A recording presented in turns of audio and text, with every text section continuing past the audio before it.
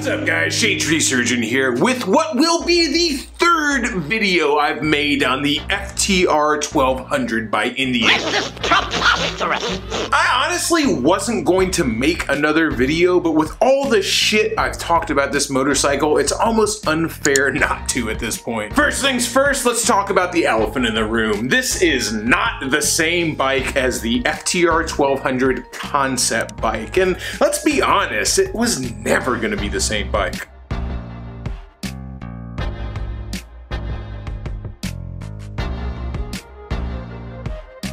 Expecting a production motorcycle to be exactly the concept motorcycle is kind of like expecting a random girl you meet in the bar to be exactly like a Hustler centerfold with their fake plastic tits and their little pink bleached buttholes. It's just unrealistic expectations. Guess what, man? That girl that you meet in the bar, she's going to be an eating, breathing, shitting, real-life human being, and she's gonna get diarrhea after Taco Tuesday just like everybody else does, because she lives in the real world, not on the pages of a magazine. And the production FTR1200 has to live in the real world too, so no, it's not gonna be the same bike. And honestly, you probably don't want it to be exactly the same. Let's be real here. While those big fake plastic titties sure look great in pictures, in real life, they're about as exciting as getting to second base with a mannequin at JCPenney's. But all that aside, I am actually a really big fan of the production FTR1200. I think it's a sharp looking bike. In fact, I said the exact same thing when all we had was a spy photo of the FTR. For some reason, everybody in the comment section of that video thought I was talking crap about the bike. I really don't understand why. I said that I liked it multiple times in the video. Does it look like a Ducati?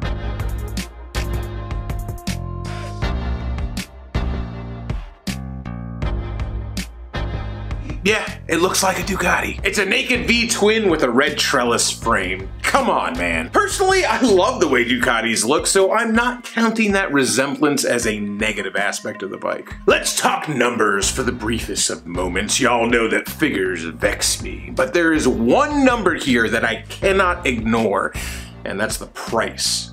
13 grand. For some people, 13 grand might as well be all the money in the world, and for somebody else, it might just be pocket change. But the fact that this bike costs 13 grand is absolutely astounding, in my book anyway. And yes, the top of the line FTR is 16 grand, but 13 still gets you the exact same engine, suspension, and brakes that the premium one has. So for 3 grand more, you basically get a fancy dash, some rider modes, and a cool paint job. Big fucking whoop. Seriously, huge kudos to Polaris and Indian for keeping the stuff that actually matters the same across the board. And I'm sure I sound just so incredibly privileged when I say something like 13 grand isn't a whole lot for a motorcycle, but guess what, man? It's 2018. Motorcycles aren't free, and this is what would be considered a premium motorcycle. A 2018 R6 or GSXR 600, guess what? That bike is probably gonna cost you like 13 grand. And if you want a leader bike,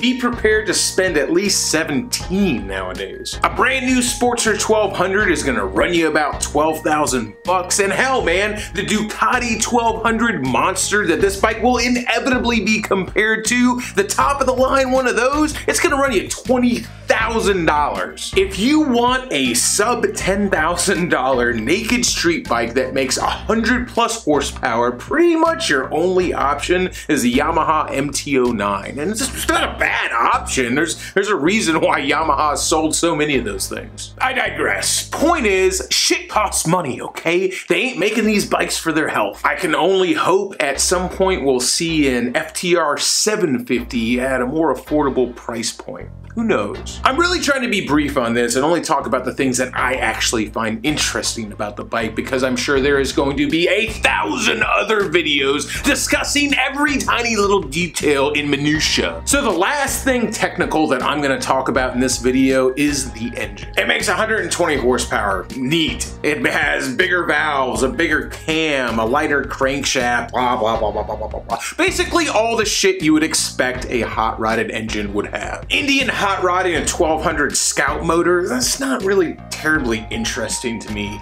What is interesting to me is that the 1200cc V-twin in the FTR pretty much is not a Scout engine.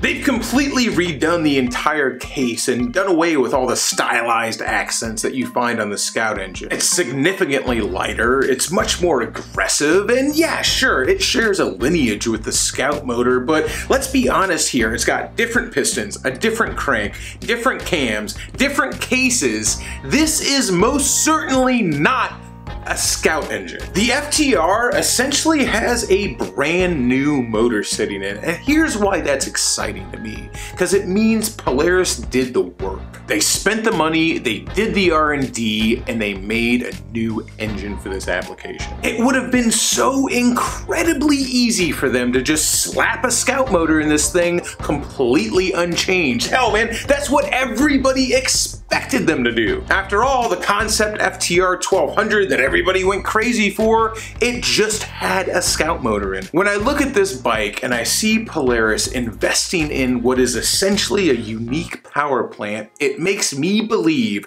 that they believe in this motorcycle. It makes me think that they really didn't half-ass this one, and the FTR1200, it might actually be something really special. Of course, I could be totally wrong and it could suck big old donkey dicks. Only time will tell. Why don't you let me know what you think of the FTR1200 and let me know if you're planning on buying one down in the comments. Personally, it's not a bike that fills any kind of need for me. I've got my Multistrada for commuting and touring, I've got my Rocket 3 for cruising, and I've got my KTM for off-road riding. Honestly, for me, the FTR1200 really couldn't replace any of those motorcycles. Don't get me wrong, I'd love to have one. I just can't actually see myself buying one. I do love that it exists though. I love that it's such a complete departure from the idea that the world has of what an American motorcycle should be. That's gonna wrap this one up, guys. If you like this video, make sure to leave a like on it for me. And if you want to see more of me flapping my fat mouth, make sure you subscribe. I'll have my Instagram and my Twitter linked down in the description below if you're into that sort of thing. And